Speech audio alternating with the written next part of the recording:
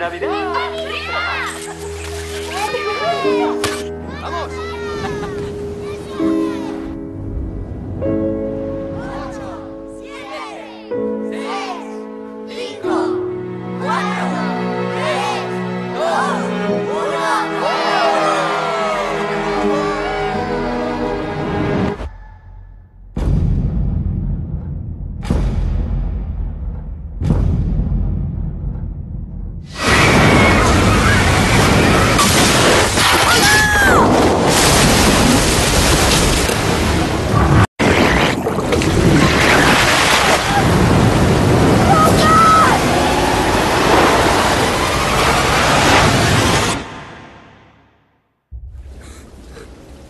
Tengo miedo. Yo también.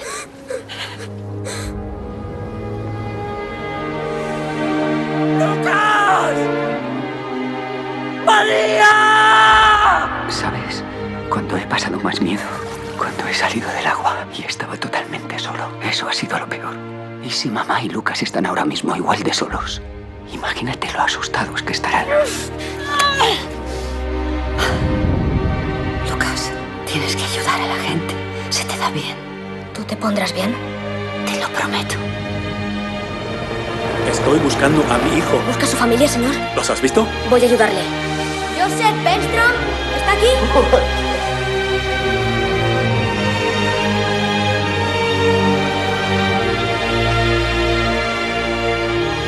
¡Lucas! ¡Lucas! ¡Simon! Voy a buscar en todos los hospitales y en todos los campamentos.